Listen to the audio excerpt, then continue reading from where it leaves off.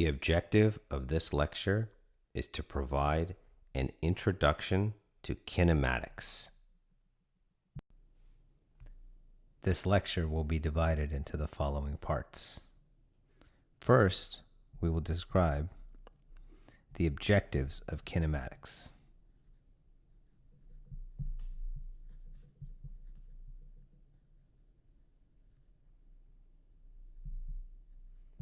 Next, we will describe the key concepts of reference frames and coordinate systems.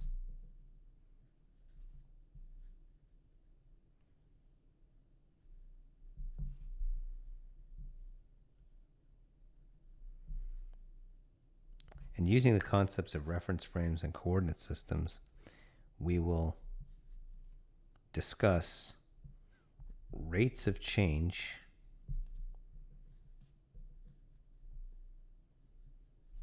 of scalar and vector functions,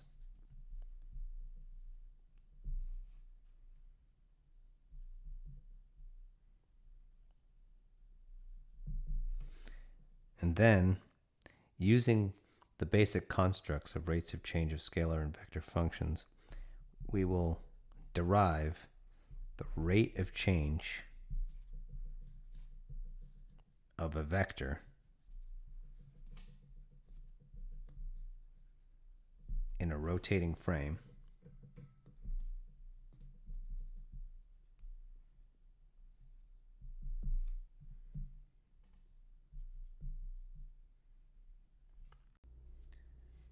and finally we will describe some additional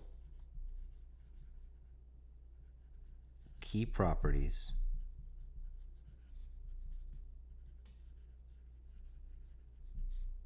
of reference frames.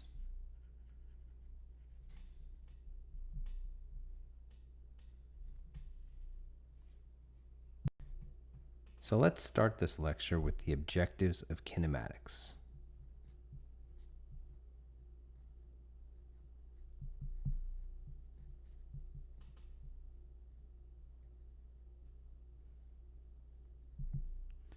So kinematics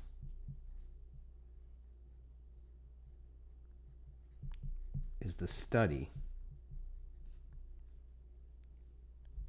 of the geometry of motion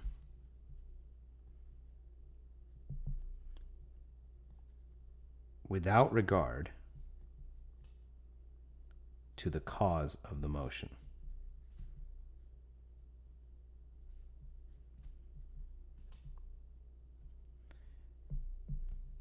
Now, what the statement means is that in kinematics, we're not interested in why the motion is occurring. We're just trying to characterize what is actually happening or what the motion is.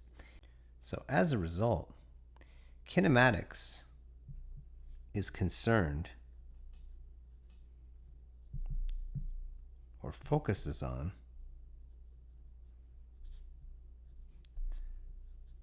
the position, velocity, and acceleration of a point, and also focuses on the rotational motion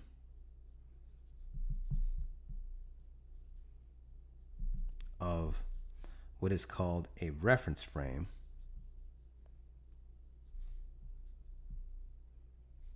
or equivalently a rigid body.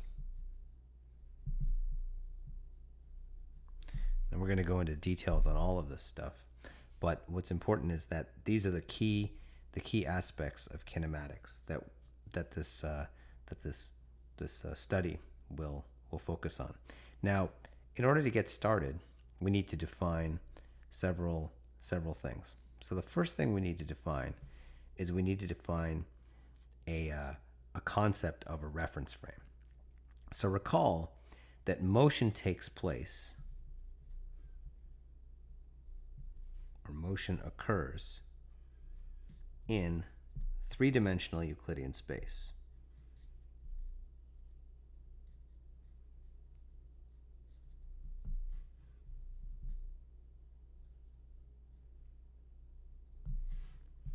Which is denoted E3. Now, in three-dimensional Euclidean space, we have several objects that we need to be concerned with. These objects of interest are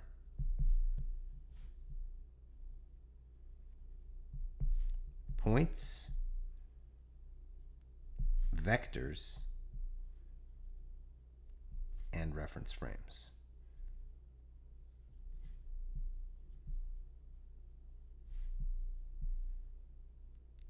We will describe each of these in turn. So the first thing we're going to do is describe a point, then we're going to describe vectors, and then we'll describe reference frames. So let's start with the concept of a point. So what is a point? A point is a zero-dimensional object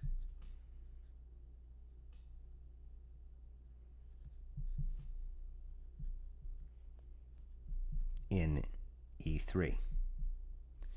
So when you think of a point, you can think of a point the same way you would always think of a point. It's like a dot.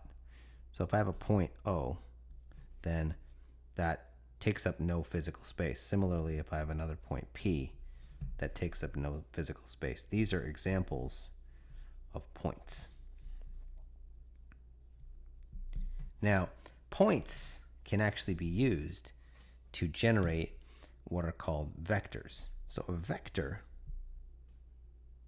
is any quantity with magnitude and direction.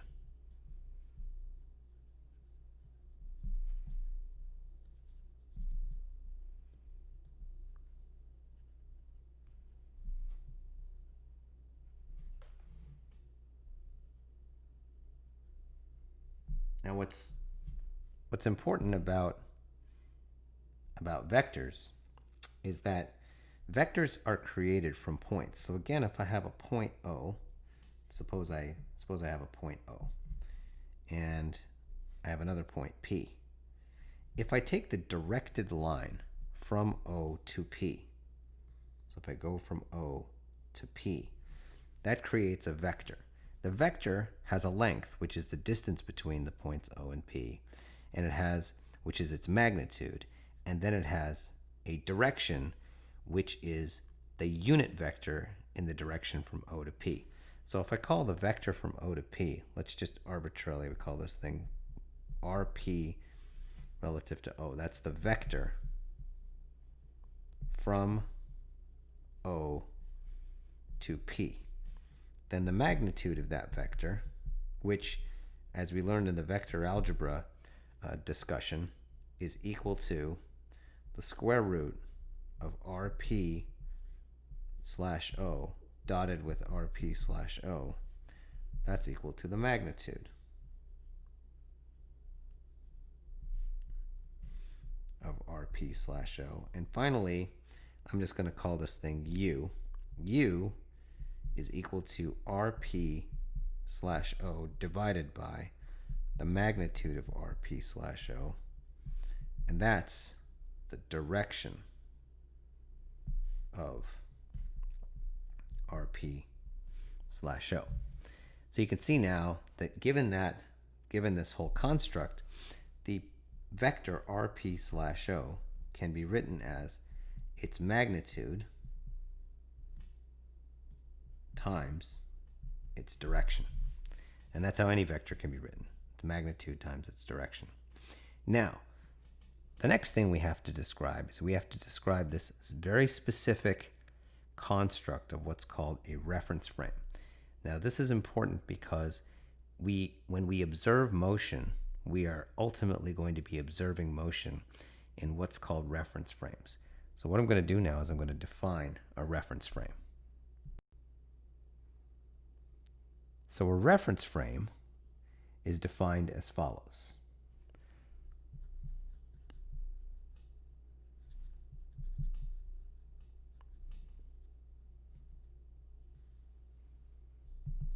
it's a collection of points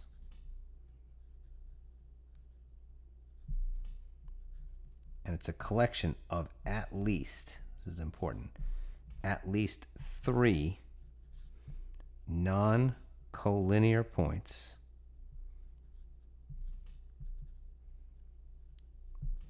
whose distance from one another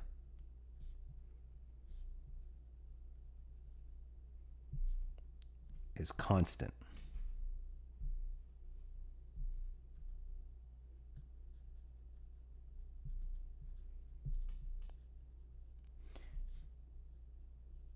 Now, this can be depicted, this concept of reference frame can be depicted as follows.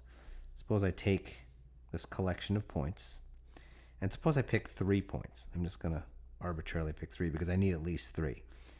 And I'm going to say that these 3 points never change their distance from one another. And I'm going to label these points O, Q, and P.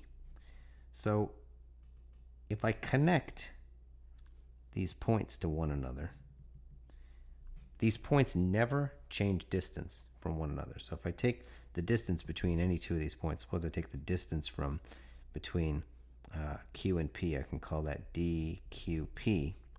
Now, that distance, which I've defined, is constant.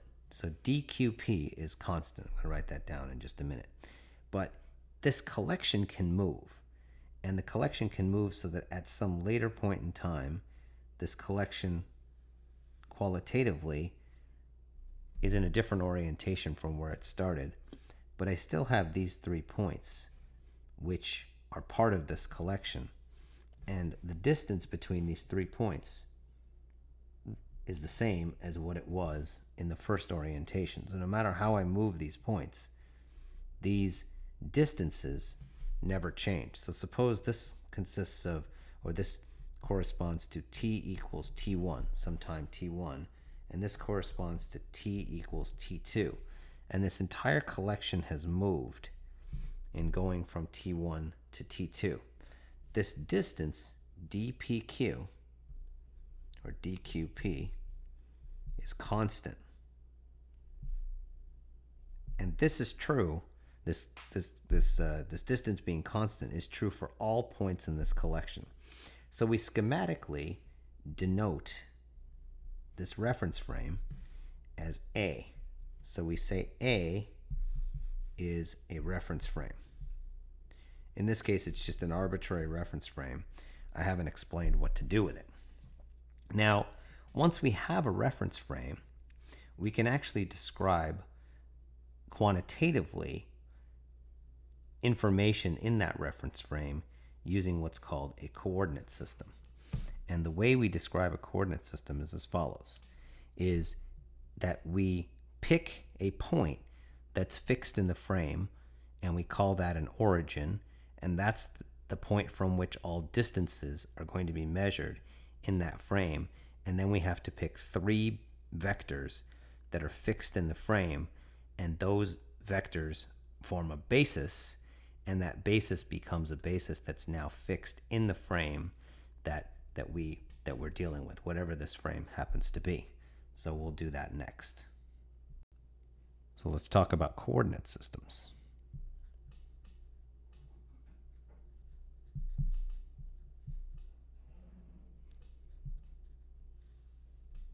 So within any given reference frame,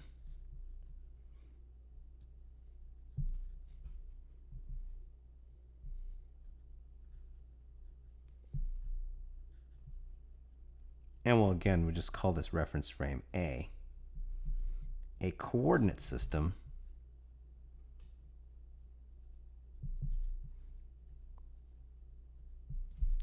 that is fixed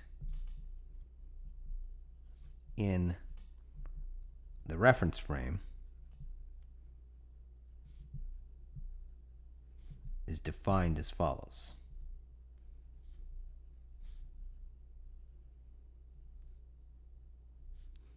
So first, we need an origin which is a point from which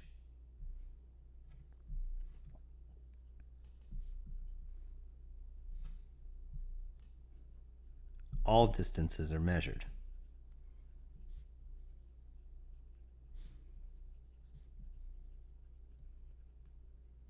Now this point is called an origin, and this point has to be fixed, must be fixed in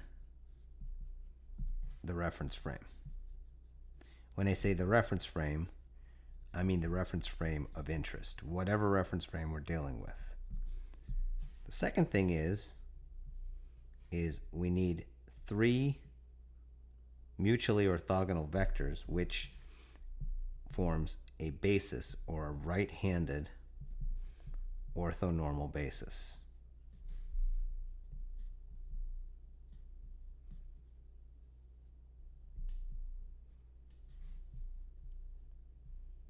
Now we can put these two things together if we have a frame and then 1 and 2. So frame together with 1 and 2 provides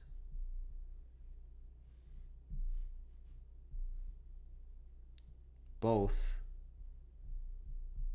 qualitative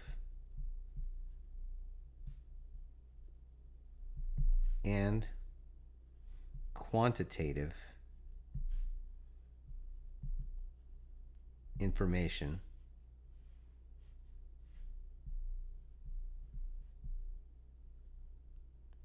about motion relative to the reference frame of interest.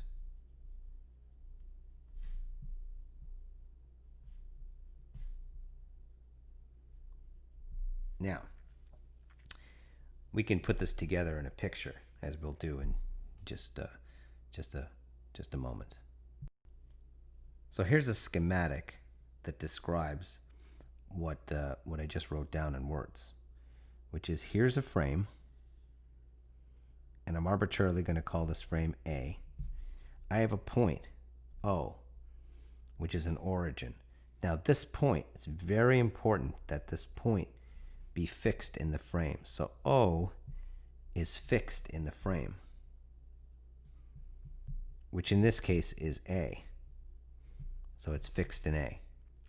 And then I have 3 vectors which form a right-handed orthonormal basis, and I'll just qualitatively draw these vectors. And I'm going to call these vectors E1, E2, E3, and this basis E1, E2, E3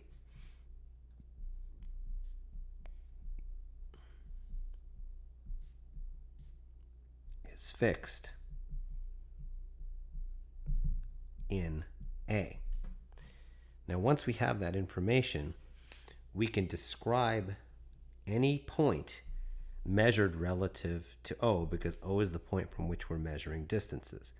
And we can describe it in the basis that I've provided. Now, it's really important to understand that O, together with this basis E1, E2, E3, that's the coordinate system. And it's a coordinate system fixed in A.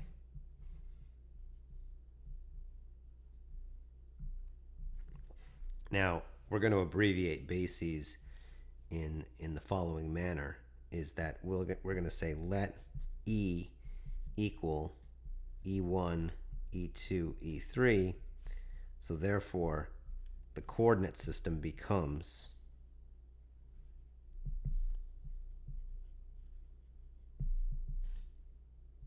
O together with E. Now once we have this construct, suppose that we have an arbitrary vector. Doesn't make a difference what this vector is. So we say let B be a vector. then B can be expressed in the basis E as, and we write down B is equal to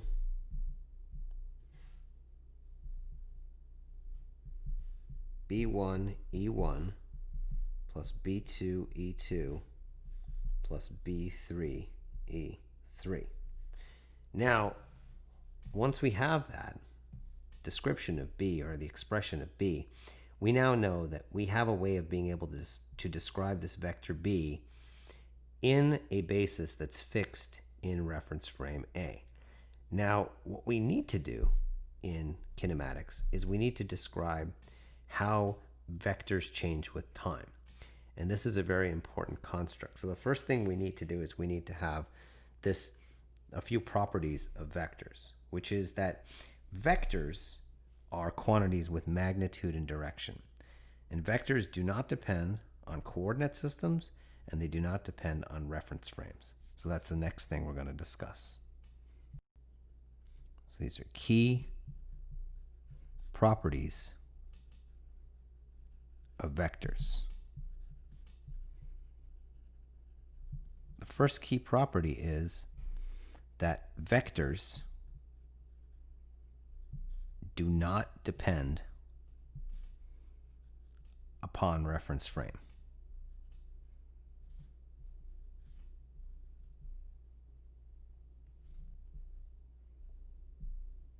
What do I mean by that? What I mean is that if I say B in reference frame A, that's equal to B in reference frame B for all reference frames.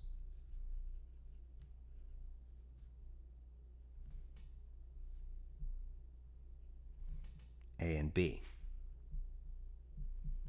So that just means that we can just drop the reference frame and we can just say B is equal to BA is equal to B, and so we don't have to have a reference frame at all. So we just use B. So simply B is enough. The second thing is that vectors do not depend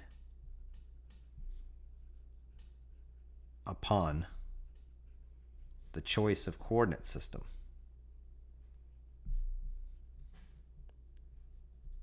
What does that mean? Well, what that means is this.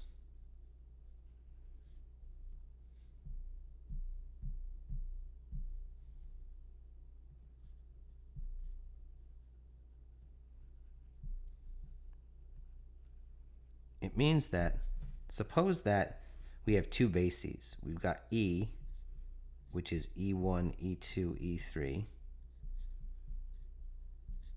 and it's fixed in A. But we also have another basis. I'm going to call it U, which is U1, U2, U3.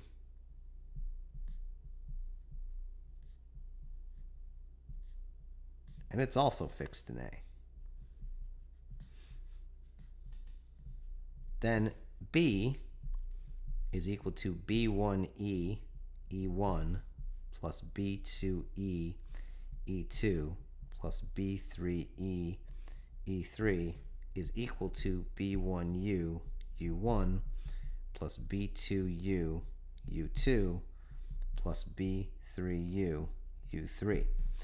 It doesn't matter which coordinate system I use or which basis I use to express the vector. It's the same, which means vectors are coordinate free.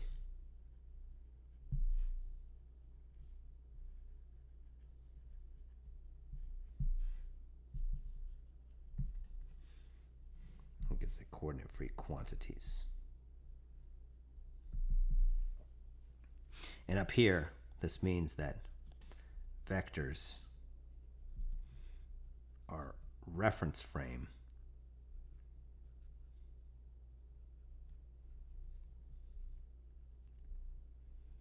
free quantities.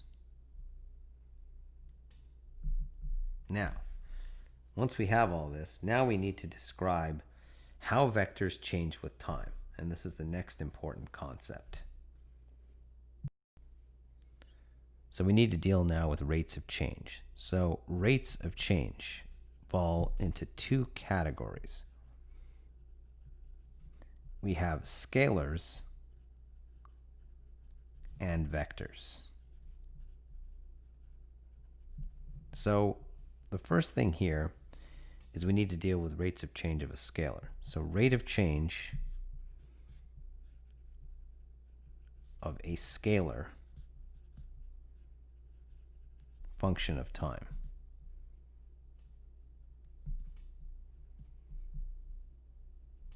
That's the first key concept.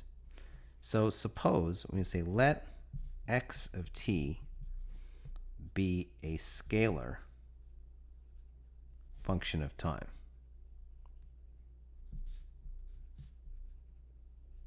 So what that means is x of t is an element of the real numbers, because remember, a scalar is an element of the real numbers. So then the rate of change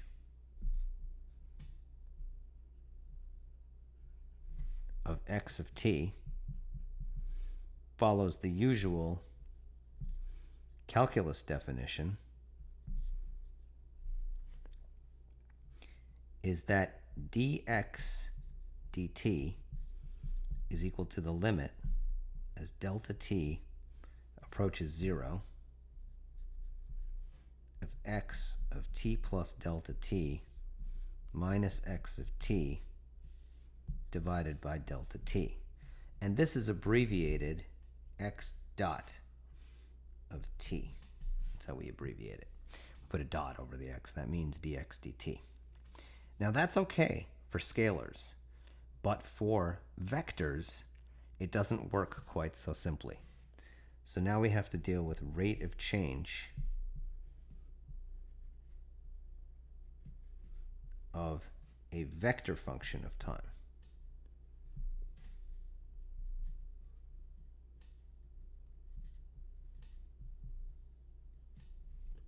Now, in this particular case, the rate of change depends upon the reference frame. And we can see that as follows, is that suppose b is a vector function of time. So we're going to say let b of t be a vector function of time.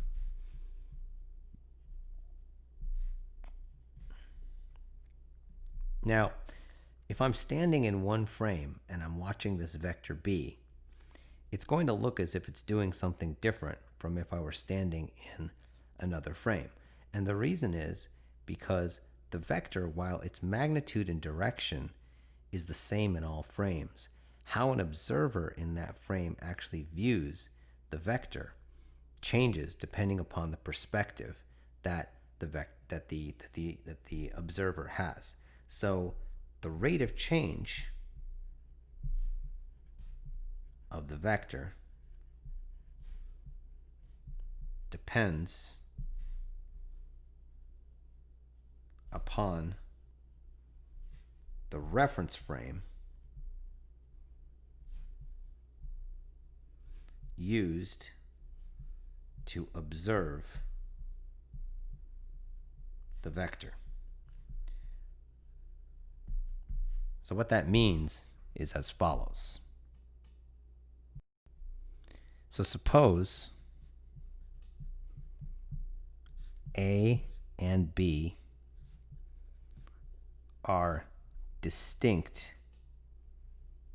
reference frames.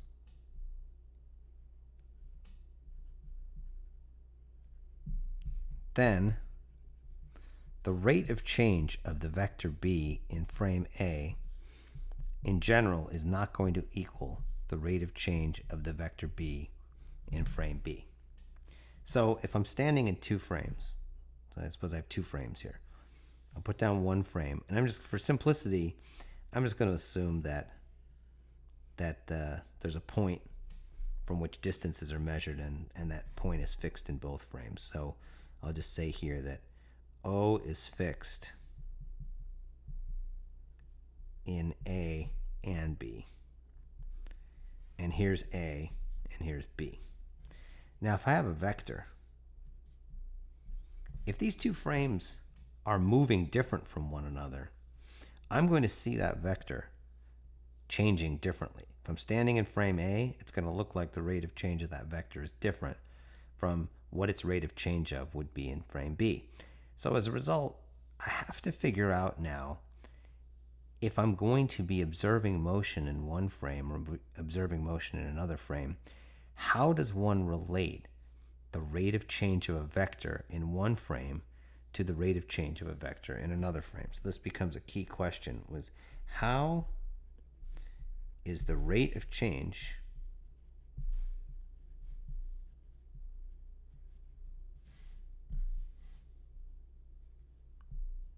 of a vector relative to one reference frame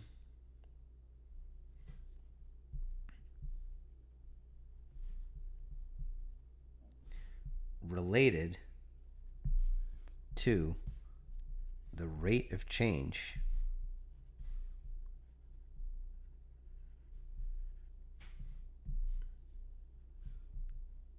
of that same vector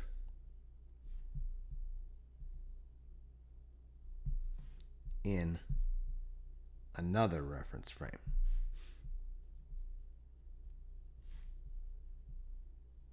That's a key question. So in order to be able to answer this question, we have to do the following.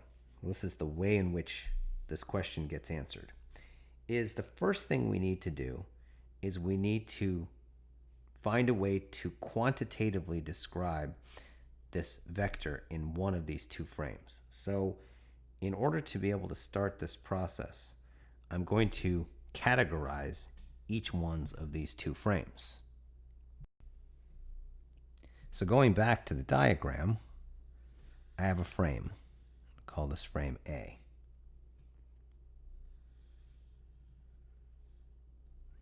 And there's a point here that's fixed in this frame, and there's another frame here which I'm going to call frame B.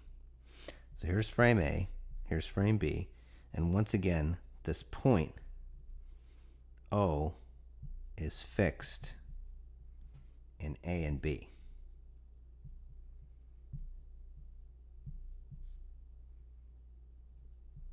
Now, I'm going to define these two frames as follows. I'm going to say that B is what's called the observation frame.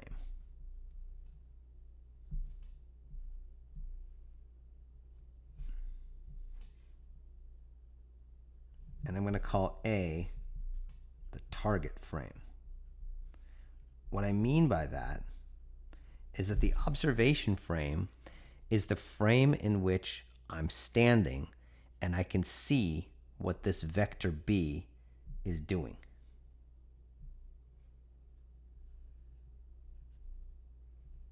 There's my vector B. And I can see what the vector B is doing. So given that B is my observation frame, I'm going to attach a basis to frame B. Now this is important. This basis is fixed in frame B. It's not fixed in frame A. I'm going to call this basis E1, E2, and E3. So E is equal to E1, E2, E3. And it's fixed in B. It's not fixed in A. Now given that I'm able to fix a basis to frame B and I'm making all my observations in frame B, I can now describe quantitatively this vector B in that basis E1, E2, E3. In order to be able to sort of emphasize the concept of an observation frame, imagine that you had a camera. So here's my camera. And this camera is fixed in frame B, and it's watching everything from the perspective of an observer fixed in frame B. So now B, which is my vector, can be written as B1 E1 plus B2 E2 plus B3, E3. Now, if I take the rate of change of this vector in frame B, what do I get? I get, well, now I'm taking the rate of change. So since scalars, their rates of change don't depend on reference frames, they're just scalar functions. I can write this as B1 dot E1 plus B2 dot E2 plus B3 dot E3. But then I have three other terms, which are B1, dE1 dt in B, plus B2, dE2 dt in B, plus B3, dE3 dt in B. But recall that this basis is fixed in B. So because this basis is fixed in B, it means that these vectors are all fixed in B, which means that their rates of change in B have to be 0. Because if they weren't 0, they wouldn't be, those rates of change weren't 0, they wouldn't be fixed in that frame. So that means that these last three terms here, this whole thing goes to 0 because all three of these rates of change are 0. So what that means is that the rate of change of the vector B as viewed by an observer in frame B, which is what this notation means, is just the first three terms. So now we'll go into what this terminology means and how we're going to use it as the starting point for the next step in the process. So, using the description from the previous page, we have that dEI dt in B is 0, and that's because E is fixed in frame B, which leads to the following result. So we then have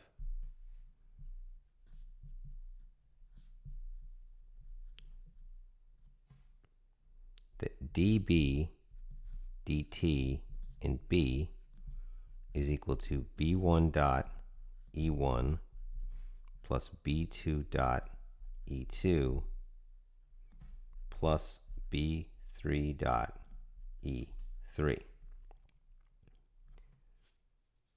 So now, ultimately, what we want is we want the rate of change of the vector B in frame A. And in order to be able to obtain that rate of change, we have to work with these basis vectors E1, E2, and E3. So the key properties that we need to start with these basis vectors is, the key property is that we know that EI dotted with EJ equals, well, it equals one of two things. It equals 1 if I is equal to J, and it's equal to 0 if I is not equal to J. And that's just because these are basis vectors, so they all have unit length. They're all unit vectors. So if I take the dot product of any one of them with themselves, I get 1. If I take the dot product of any one of them with any one of the others, I get 0 because they're all orthogonal, because E is a right-handed orthonormal basis. So then the next step in this process is that we want to obtain expressions for the rates of change of these basis vectors in frame A. So recall that the rates of change of these three basis vectors in frame B are 0 because these vectors EI, E1, E2, and E3 are fixed in frame B, but they're not fixed in frame A. So the way we're going to go about doing this is we're going to work with the rate of change of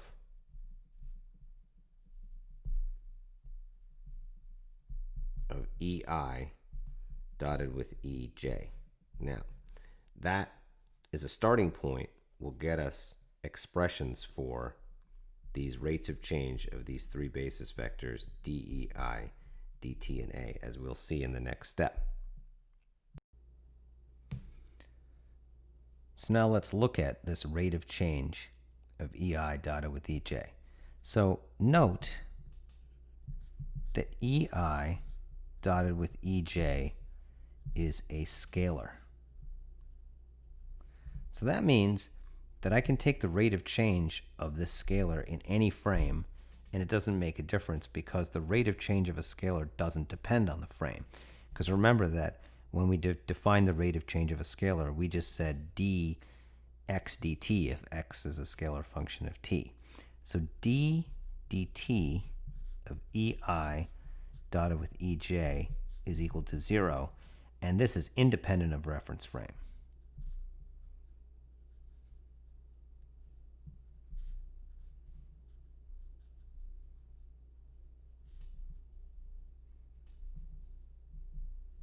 So that means that we can arbitrarily take this rate of change in any frame that we feel like taking it in.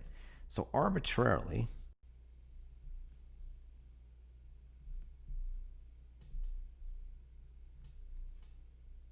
take the rate of change in frame A.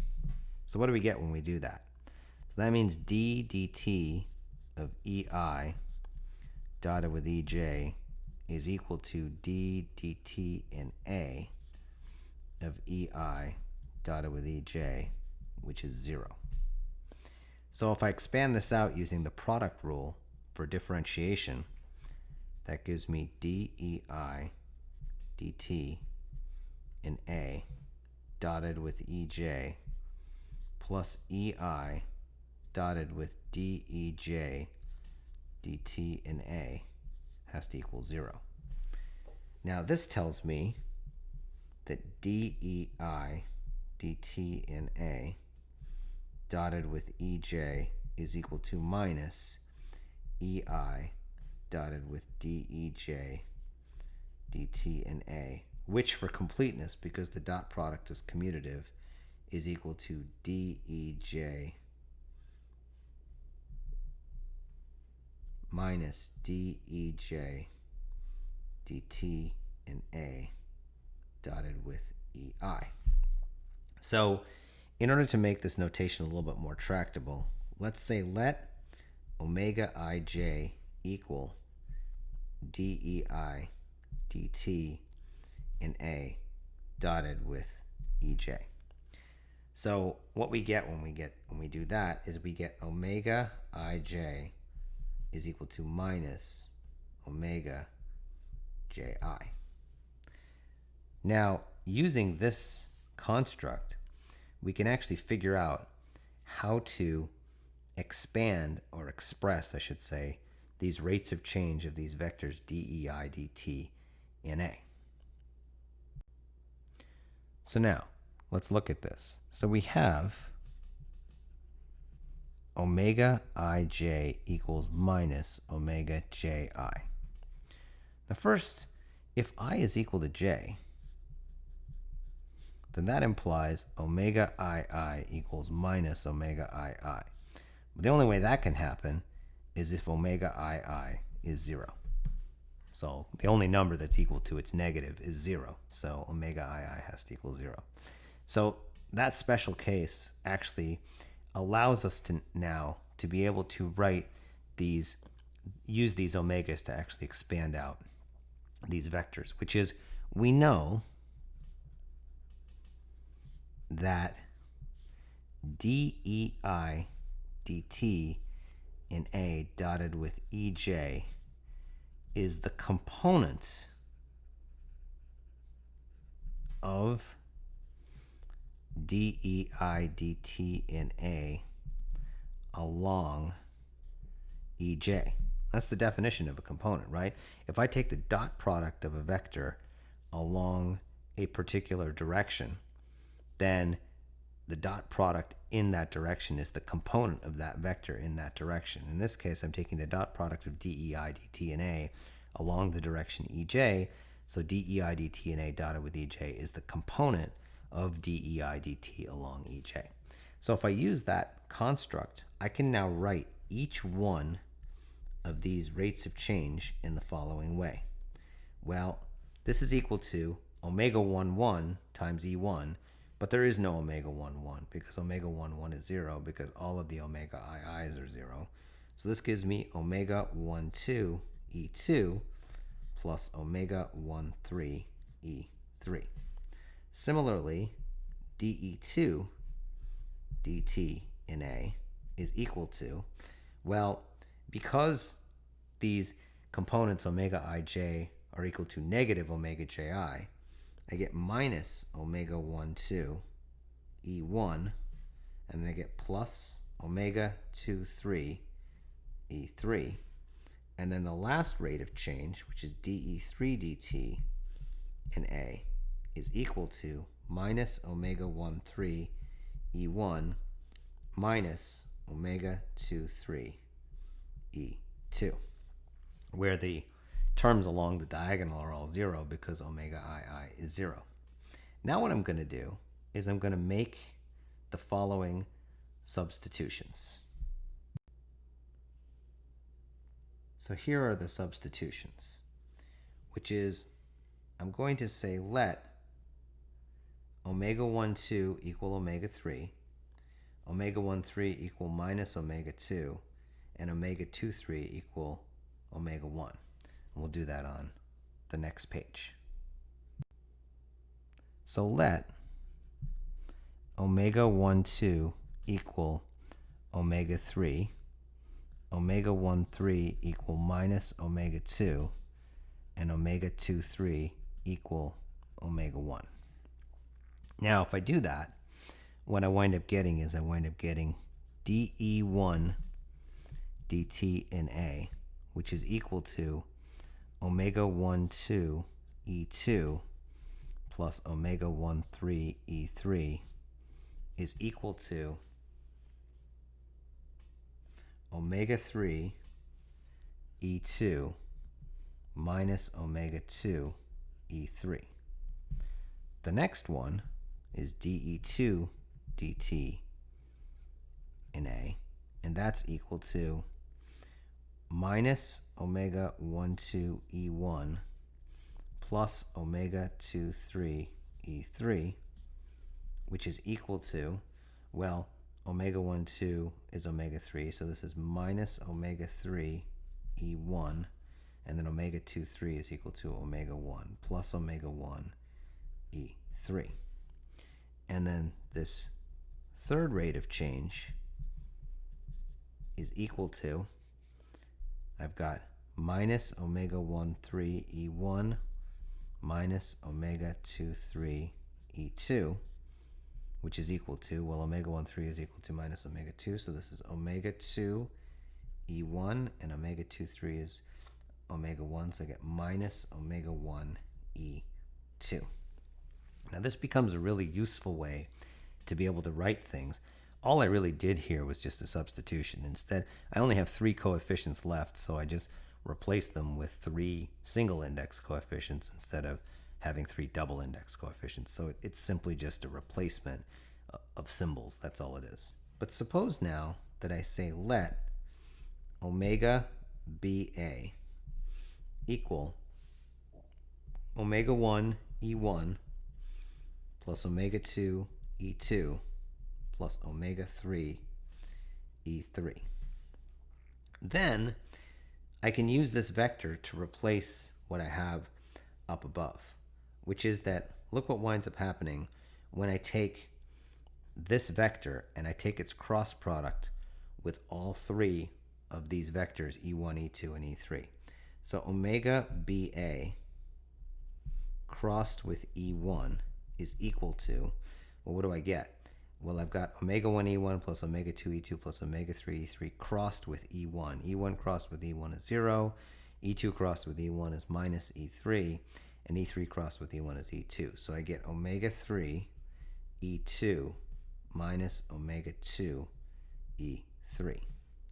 If I take omega BA and I take its cross product with E2, I get a similar thing. I take the whole thing and I take its cross product with E2. E1 crossed with E2 is E3. So I get omega 1 E3, and E3 crossed with E2 is minus omega 1, so I get minus omega 3 E1. And then the last one, which I'll put over here, is I get omega BA crossed with E3 by the same logic. I've got E1 crossed with E3 and E2 crossed with E3. E1 crossed with E3 is minus E2, and E2 crossed with E3 is E1, so I get omega 1 E2 minus, I get omega 2 E1 minus omega 1 E2.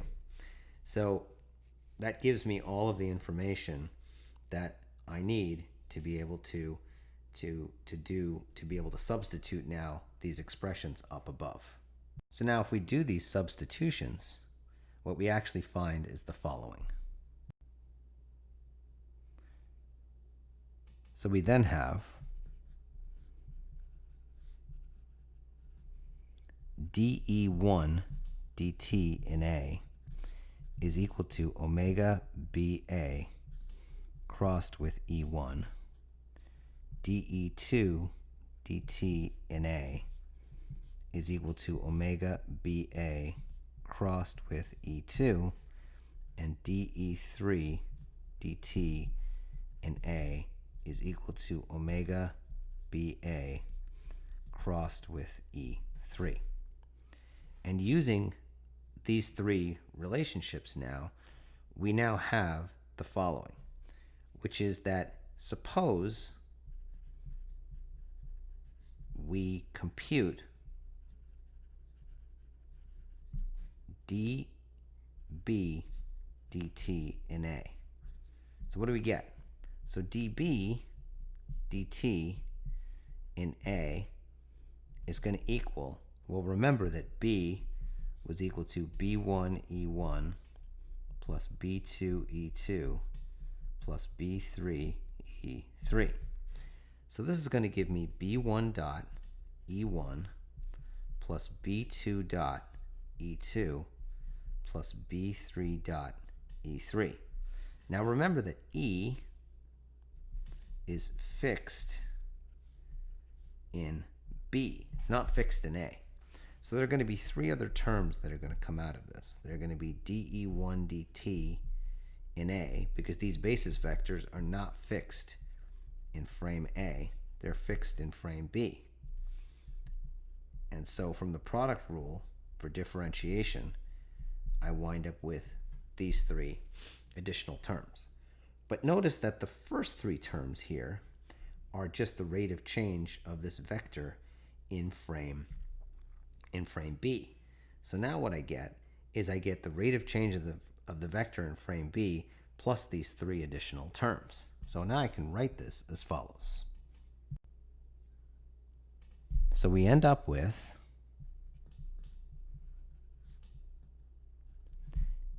dB dt in A is equal to dB dt in B plus these additional three terms, which are B1 times dE1 dt in A plus B2 dE2 dt in A plus B3 dE3 dt in A. But if I substitute in now, I get the following results. I get dB dt in B plus I've got B1. Well, what is dE1 dt in A? It's omega BA crossed with E1. And what's dE2 dt in A? Well, that's omega BA crossed with E2. And then the last term is plus B3 omega BA crossed with E3. And so now this can be simplified further to give me dB dt in B. And because the cross product can be factored out of all three of these expressions, I wind up with omega BA crossed with B1 E1 plus B2 E2 plus B3 E3. And that expression in parentheses is simply the vector B. So this gives me dB dt in B plus omega BA crossed with B.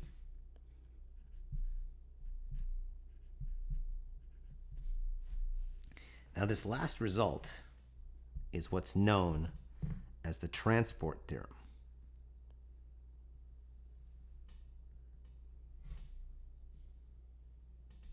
This is what's called the transport theorem.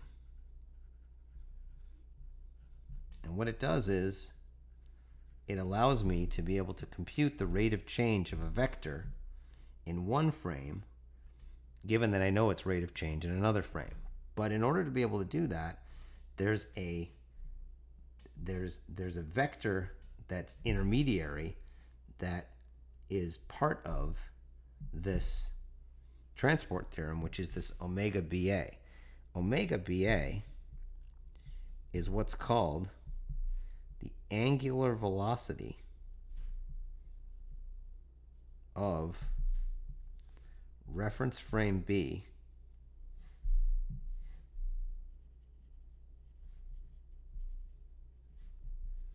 as viewed by an observer in reference frame A.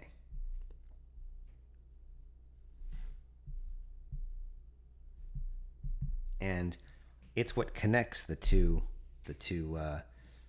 frames. In other words, if I know how reference frame B rotates relative to reference frame A, and I know how the vector B is changing in reference frame B, then I can determine how the vector changes in reference frame A. And that is the starting point for being able to do kinematics between reference frames, because in general, you won't have just one reference frame in order to make your calculations convenient. You're going to have multiple frames, and they're going to be rotating relative to one another. Now, there are a few key properties of reference frames that are useful to derive.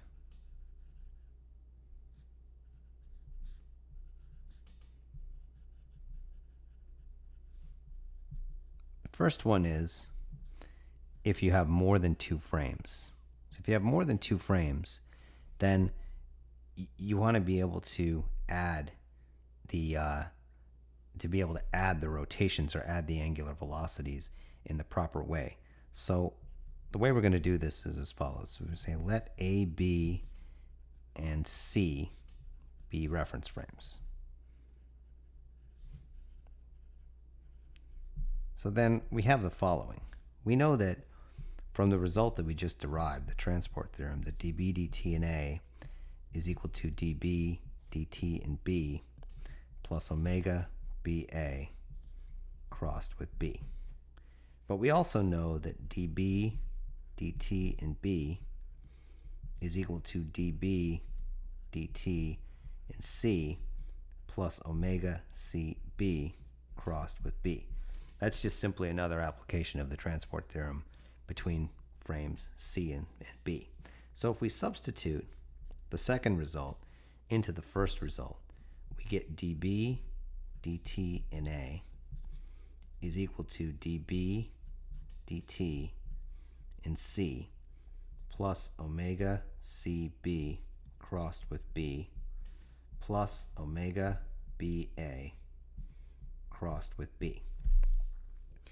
And again, I can take the cross product out on the right this time with B, and that gives me dB dt in C plus I get omega CB plus omega BA crossed with B, which can be rewritten as dB dt in C plus omega BA plus omega CB crossed with B.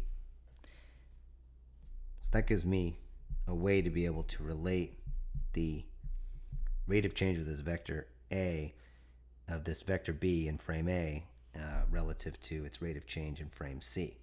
But you'll also notice the following result.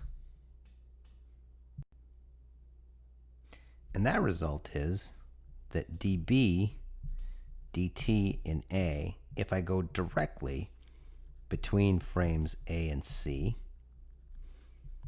that's equal to dB dt in C plus omega CA crossed with B. So if I equate this result with the previous result, I wind up with omega CA is equal to omega BA plus omega CB. This is what's called addition of angular velocities.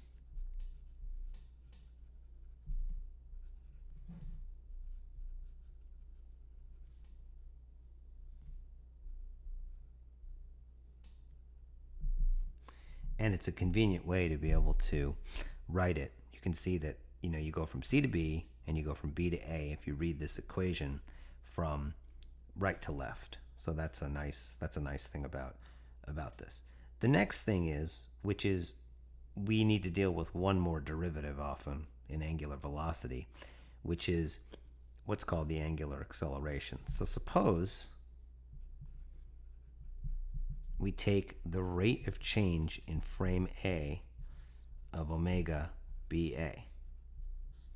Well, from the transport theorem, that's equal to the rate of change in frame B of omega BA plus omega BA crossed with omega BA. But any vector crossed with itself is 0, so this just tells me that d dt in A of omega BA is equal to d dt in B of omega BA. And this quantity is defined as alpha BA, where alpha BA is what's known as the angular acceleration of reference frame B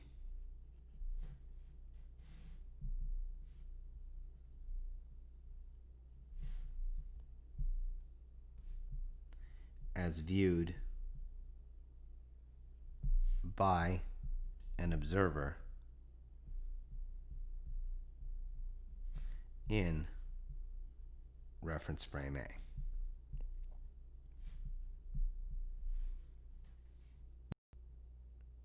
So to summarize this lecture,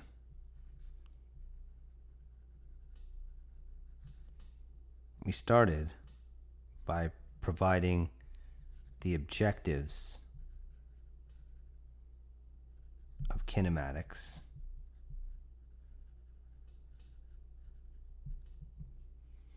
We then described reference frames and coordinate systems.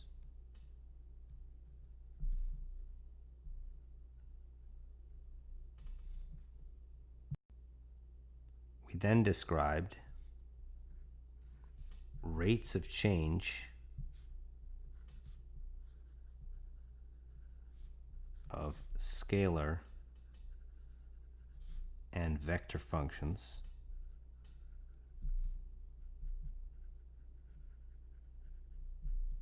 And then we derived the key result, which was the rate of change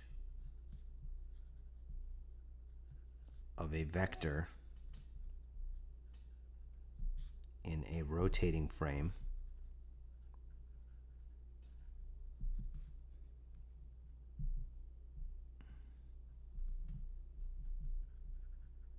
and finally we ended the lecture with some additional key properties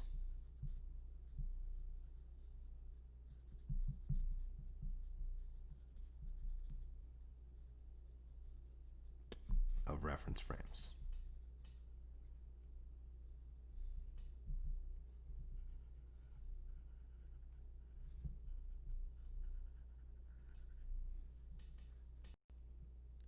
So in the next lecture, we are going to use the information that we developed in this lecture to be able to describe motion in different coordinate systems that are commonly used in dynamics.